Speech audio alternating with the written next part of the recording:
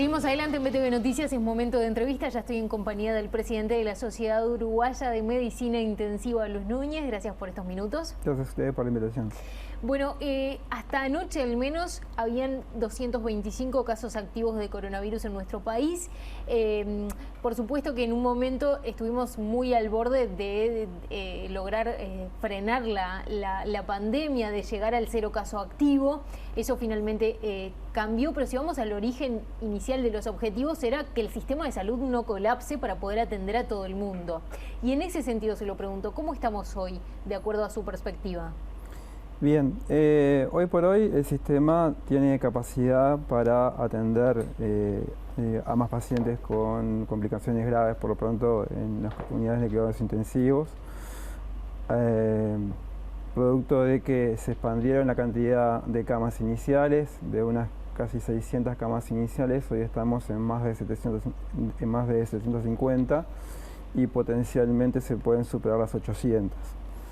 O sea, y el nivel de ocupación actual ronda el 60%, tomando en cuenta los cuidados intensivos y cuidados intermedios, ¿no? O sea que capacidad hoy hay, obviamente estamos en una situación mucho mejor de lo que era al inicio, donde había mucha más incertidumbre, donde teníamos menos camas, donde teníamos menos capacidad de diagnóstico y obviamente eso hacía prever una estrategia totalmente diferente de la que se terminó aplicando. En los últimos días ha aumentado un poquito la cantidad de gente que pasa a cuidados intensivos, a cuidados intermedios. Llegamos a tener, hablábamos recién, 0 personas en CTI. Ahora el último reporte habla de 7. ¿Es un síntoma de que hay que prestar atención? ¿Es una consecuencia natural de este rebrote que ha habido de la enfermedad? Tuvimos varios días con 0 pacientes, eso es cierto. Y bueno, ahora en realidad lo que hay son varios casos activos. El número de pacientes que ingresan a CTI varía mucho y fundamentalmente del grupo etario que se ve afectado. Cuanto más personas mayores de 60 años se ven afectados, obviamente la chance de que ingresen en los cuidados intensivos es mayor. Hay alguna excepción. Uno de los pacientes que tenemos tiene 41 años, es un paciente joven, pero bueno, son las excepciones que se han visto en todos lados. Pero en general la población que requiere cuidados intensivos promedia los 65 años. Recién decía que más o menos hay una ocupación en total, no solamente de casos de coronavirus, de alrededor de un 60% de las camas de CTI. ¿Hay un número mágico, digamos, que cuando se pasa, bueno, está complicada la cosa? ¿Hay un tope, digamos, de camas que no deberíamos pasar de ocupación? En los cuidados intensivos habitualmente lo que se habla es, y para las unidades particulares, pero también puede ser aplicable a un sistema. El sistema uruguayo es complejo porque la gran parte de las camas se concentra en la región de Montevideo y Canelones y San José. Se habla de un 75-85%. Eso sería, digamos, el rango, digamos, de ocupación óptimo de las unidades. Pasado el 85% ya sí es un elemento de alarma y hay que tomar otras previsiones. Ahí podríamos cambiar de escenario, digamos, en la pandemia. Y bueno, digo, por lo pronto todo depende de la estrategia, de qué tipo de pacientes estamos hablando, ¿no? Si tenemos muchos pacientes con COVID positivo, obviamente hay que cambiar la estrategia. Y bueno, y hay que tomar otras acciones que ya se han tomado antes. Una, por ejemplo, puede ser reducir las intervenciones quirúrgicas, que eso también baja el número de ingresos a CTI. En fin, hay que ir viendo qué estrategia aplicar en cada momento.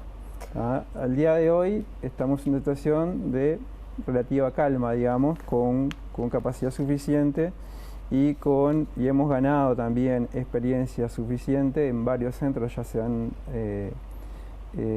admitido pacientes con COVID positivo. Entonces se gana experiencia. Y en todos los centros hemos tenido casos sospechosos, entonces en el manejo de los equipos de protección personal también se ha adquirido mucha experiencia. Bien, ¿se están cumpliendo suficientemente los protocolos adentro de los centros de salud, teniendo en cuenta que este rebrote ha venido asociado y ha afectado mucho a los centros de salud? Bueno, sí, hay un brote grande en Médica Uruguaya, pero después hay como diferentes lugares con focos de infección. En general, yo creo que el cumplimiento ha sido bueno, puede haber excepciones como en todo, pero el cumplimiento ha sido bueno, y creo que el hecho de que hayan aparecido brotes en los centros de salud no necesariamente responde a que no se hayan cumplido con los protocolos. La aparición de brotes en centros de salud ha sido una constante en todos los países que han padecido esto o que lo están padeciendo, incluso en los países que están teniendo los rebrotes, y de hecho el personal de salud es el personal que, digamos, tomando el sector de trabajo, es el que más se ve afectado, ¿no? Tenemos por encima del 10% en casi todos los países. En Uruguay andamos ya casi cerca del 20% en los últimos conteos. Y bueno, 20% del total del plantel médico afectado en Uruguay. Bueno, de personal de salud, ¿no? De personal de salud. No solo plantel médico. Ahí entra todo el personal de salud, que es médico, enfermería, los auxiliares, de servicio. O sea, es todo más lo alto que el promedio, entonces, me está diciendo. Es un poco más alto que el promedio. Lo que no tenemos el dato es si todo ese personal se adquirió la infección en áreas asistenciales o se tuvo un contagio social o por otra causa. Claro. Hay un tema que está afectando especialmente y es cómo está compuesto el trabajo médico, y es que está muy asociado al multiempleo. Recién contábamos el caso de una médica que dio positivo de Casa de Galicia, intensivista, que a su vez trabaja en otras 3 instituciones más. ¿Por qué el trabajo en el sector, especialmente en el sector de cuidados intensivos, está tan asociado al multiempleo? Bueno, eso es un problema crónico que tiene el sistema, que desde la Sociedad Uruguaya de Medicina Intensiva lo hemos venido denunciando hace muchísimos años.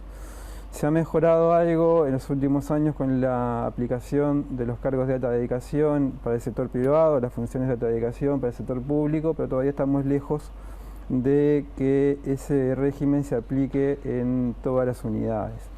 El problema es que, sobre todo cuando se accede al trabajo en CTI, la mayoría de los médicos tienen una relación laboral por contrato, o sea, por facturación. Entonces, son situaciones de vínculos muy precarios, si bien el término legal no es precario, que hace que el profesional tenga no tenga más remedio que trabajar en varios lugares para poder, digamos, insertarse definitivamente después. Eso porque se les ofrecen pocas horas, digamos, no se les ofrece como el resto de los trabajadores, tal vez 48 horas semanales. Exacto, se le ofrecen pocas horas y la única forma de llegar a un salario acorde es trabajando en varios lugares. Entonces, el profesional no es que tenga un régimen de trabajo estándar que diga, bueno, yo voy de lunes a viernes y hago tal horario o hago una guardia.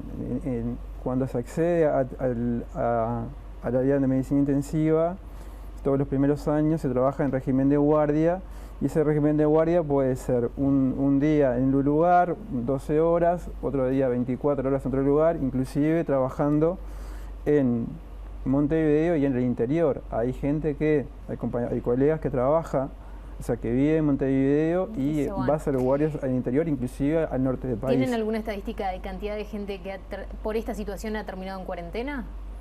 No tenemos los datos porque son datos que no se comparten por parte de las instituciones. De las instituciones y todo del Ministerio, que es el que tiene que llevar este tipo de estadísticas. Para finalizar, ¿cómo les está afectando y qué desafíos les pone arriba de la mesa la nueva ordenanza del Ministerio de Salud Pública, que implica que hay que hisopar a todo el mundo y tratar a todo el mundo como un COVID positivo, en definitiva, cuando ingresa a internación y a urgencia en Montevideo y Canelones? Bueno, modifica bastante lo que es todos los procesos de admisión de un paciente, ¿no? Hasta ahora lo que teníamos era que los pacientes sospechosos ingresaban a una determinada área de aislamiento hasta que ese caso se descartara o se confirmara. Si se confirma, quedaba en ese sector; si se descartaba, pasaba a un sector de cuidados intensivos polivalentes. Hoy por hoy, con esa ordenanza, lo que obliga es que todos los pacientes deban a ir a un área segura, que bueno, generalmente es el área de aislamiento que se disponía, y tengan que ser hisopados, y ahí obviamente tenemos un tema de retraso en cuanto a la realización de los test. Necesitamos más capacidad de laboratorio y sobre todo, si bien hay instalada en el país una buena capacidad de laboratorio, necesitamos una priorización de los casos, ¿no? Porque obviamente las áreas de aislamiento no están pensadas para recibir a todos los pacientes, y esos pacientes tienen que estar en el área el tiempo suficiente para solo tener el resultado del hisopado negativo. Una vez que lo tienen negativo, tienen que pasar a otra área donde pero están teniendo un cuello de botella ahí. Se forma un nuevo cuello de botella. Luis Núñez, gracias por estos minutos en BTV Noticias. Bueno, muchas gracias a ustedes por la entrevista.